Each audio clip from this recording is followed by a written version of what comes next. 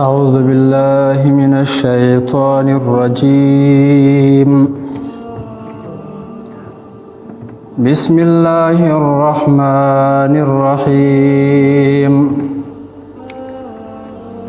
وإلى عاد أخاهم هودا قال يا قوم اعبدوا الله ما لكم من إله غيره إن أنتم إلا مفترون. يا قوم لا أسألكم عليه أجرا إن أجري إلا على الذي فطرني أفلا تعقلون.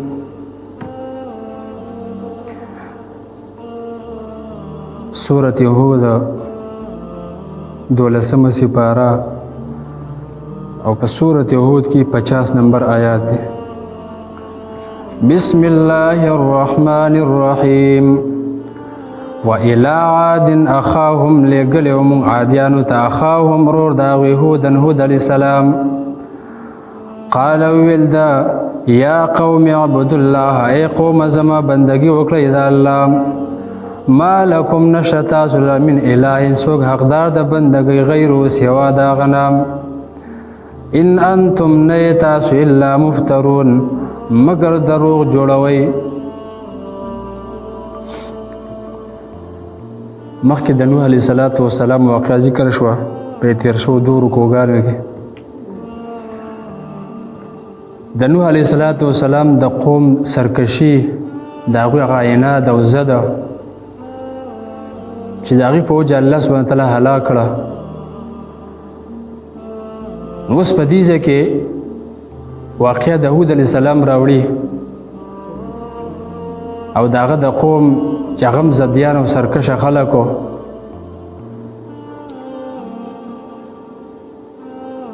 د نوح علیه السلام نه وروستو پیغمبر هغه هود علیه السلام.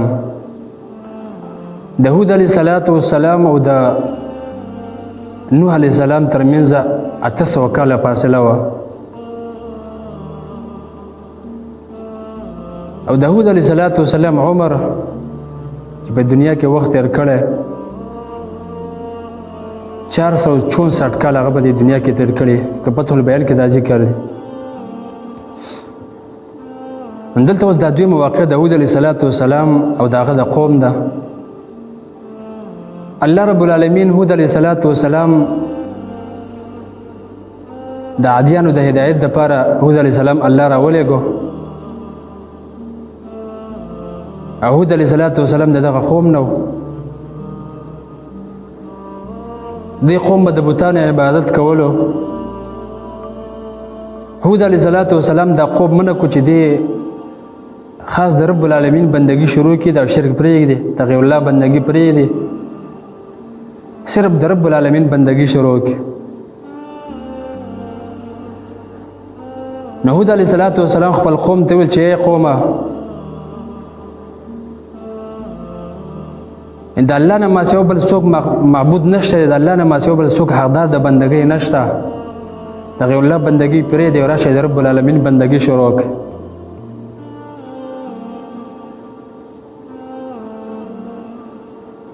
او تاسو د رب العالمین بندګۍ پرېږدئ او د غیر الله بندګۍ کوئ، دا په رب العالمین باندې ډېر لوی دروغ جوړول دي. اگر مخکې تیر شو چې په الله رب العالمین دروغ جوړول دا دی چې الله له اولاد ثابت کړي، لکه عیسایانو عزیر علیه السلام یادو، یهودیانو عزیر علیه السلام او عیسایانو عیسی علیه السلام یادو. او د مکی مشرکینو څه ویل؟ ملایکو والعیاذ بالله دا د الله لونه دي. نو دا په رب العالمین باندې ډېر لوی دروغ جوړول دي چې دې سرکشه خلکو به د الله سره شریکان جوړول، دا په الله باندې دروغ جوړول دي. نو هود علیه السلام د توحید د دعوت نه وروستو دې قوم ته د توبې او د استغفار دعوت ورکړو. تاسو د غیر الله بندګي کوئ، د دې نه توبه وباسئ، الله نه بخښنه وغواړئ او د الله رب العالمین د دین تابعداري شروع کړئ. نو الله سبحانه وتعالی به ستاسو باغونه او ستاسو فصلونه دا به نورم الله پراخه کړي. ښایسته مزیدار بارانونه به کېږي او د مال او د اولاد په ذریعه به الله سبحانه وتعالی ستاسو طاقت نورم سیوا کړي.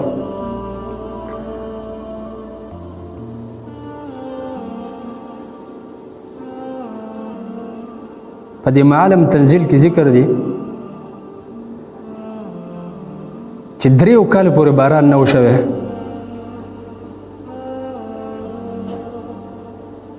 او د دوی زنانو اولاد هم نه پیدا کېده. نو هود علیه السلام ورته ویل چې الله ته توبه وباسئ، استغفار شروع کړئ، نو الله سبحانه وتعالی به ستاسو دا باغونه فصلونه نور هم سیوا کړي. یعنې په مال او اولاد کې به الله رب العالمین نور هم برکت واچي.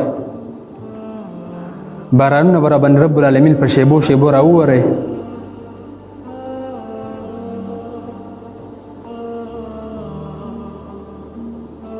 بیا ورته هود علیه السلام ویله وایي که تاسو زما د دې دعوت نه مخ اړوئ، اعراض کوئ رانه او په دې خپل کفر باندې همیشه پاتې کېږئ، نو تاسو به د رب العالمین په نسبت باندې ډېر لوی مجرمان یې. نو دغه خلک راولي د خپل کفر او سرکشي او د عینات په وجه باندې د هود علیه السلام خبرې وانه اورېده. دومره سرکشه خلک و چې هود علیه السلام ته یې په جواب کې څه ویله. هود علیه السلام ته دا خبره هم کړې وه، وایي یا قوم لا اسألکم علیه اجرا، کم دعوت چې کوم درته لکه څنګه چې نوح علیه السلام خپل قوم ته ویلي وو، وایي زه چې تاسو دا کم دعوت در کوم دی باندې تاسو زه مزدوري نه غواړم چې مال پیسې مال راکړئ، زما اجر په رب العالمین باندې د الله مال اجر راکړئ.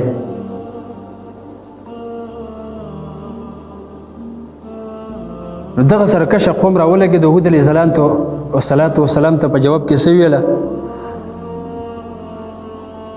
هود علیه السلام ته ویله وایي داسې ښکاري چې زموږ د معبودانو تا د څه لیونی کړی، ګډوډوالی در رسولی، ځکه ته زموږ د معبودانو بدي بیانې، زموږ د معبودانو خیرو ته والې، نو څه لیونتوب د باندې والعیاذ بالله راغلی، وایي ځکه دا ګډې وړې خبرې کوي. نو هود علیه السلام ته ډېر په بهادرۍ سره خبرې وکړې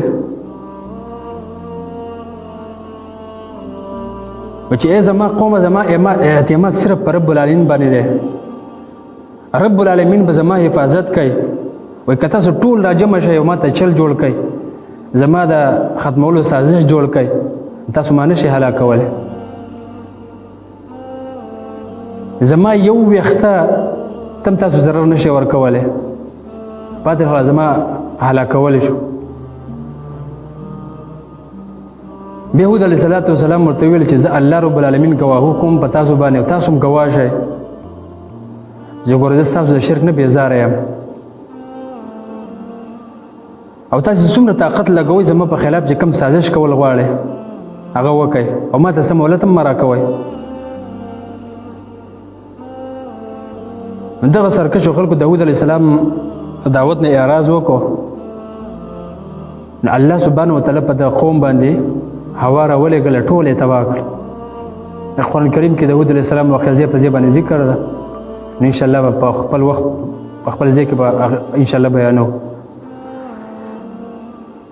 وإلى عاد أخاهم لېږلی موږ عادیانو ته اخاهم رور د هغوی هود علیه السلام، قال ویل یا قوم زما اعبدوا الله، بندګي وکړئ د الله، ما لکم نشته تاسو له من اله څوک حقدار د بندګۍ غیر سوا د هغه نه، ان انتم نه تاسو الا مفترون مگر دروغ جوړوئ. دروغ جوړول څه دي؟ یعنې الله سبحانه وتعالی شریکان جوړول. یا قوم زما لا اسألکم نه غواړم ستاسو نه علیه په دې بیان باندې اجرا مزدوري، ان اجري نه د مزدوري زما الا علی الذي مگر په هغه ذات د فطرني چې پیدا کړی یم زه. افلا تعقلون، آیا نو د عقل نه کار نه اخلئ؟ لږ سوچ او فکر وکئ. ویا قوم زما استغفروا، بخښنه وغواړئ ربکم در خپل نه، ثم توبوا بیا توبه وباسئ الیه هغه ته یرسل السماء راوبلېږي باران علیکم په تاسو باندې مدرارن په شیبو چپې چپې باران پر باندې الله راووری مدرار هغه باران ته ویل کېږي چې هغه پیدمنې نقصاني نه وي لکه سیلې او توپانونه نه داسې څیزونه به پکې نه وي یعنې پیدمن باران به یعنی رب العالمین ته توبه وباسئ نو الله سبحانه وتعالی په تاسو باندې په شیبو شیبو باران راووری پیدمن باران به الله ووري ثم توبوا بیا توبه وباسئ الیه هغه ته یرسل السماء راوبلېږي په تاسو باندې علیکم په تاسو باندې مدرارن چپې چپې ویزدکم او زیات بکړي تاسو لره قوتا طاقت الی قوتکم د طاقت ستاسو سره ولا تتولوا ما وړئ مجرمان قالوا ویل دوی یهود و یهودا ما جاءتنا نه راغلی ته موږ ته ببینة په ښکاره دلیل دی سرکشه قوم هود علیه السلام د څه ویله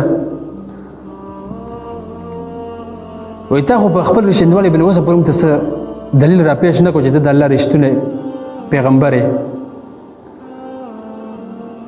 او موږ ستا په دې خبرو باندې موږ د خپل معبودان نه شو پرېښودی او نه په تا باندې ایمان راوړو نو قالو ویل دوی یهود و یهودا ما جاءتنا نه راغلی ته موږ ته ببینة په ښکاره دلیل وما نحن نه یو موږ بتارکې پرېښودونکي آلیهتنا معبودان خپل به چې ته موږ ته خبره وکړې موږ به ستا په خبره معبودان خپل پرېږدو عن قولک د وجې د وینا ستانه وما نحن لك بمؤمنین نه یو ستا په خبره باندې بمؤمنین یقین کوونکي به موږ ستا په خبره یقین نه کوو الله سبحانه وتعالى متوجه من تملك التوفيق لك وصلى الله تعالى على خير خلقه محمد وعلى اله وصحبه اجمعين برحمتك يا ارحم الراحمين.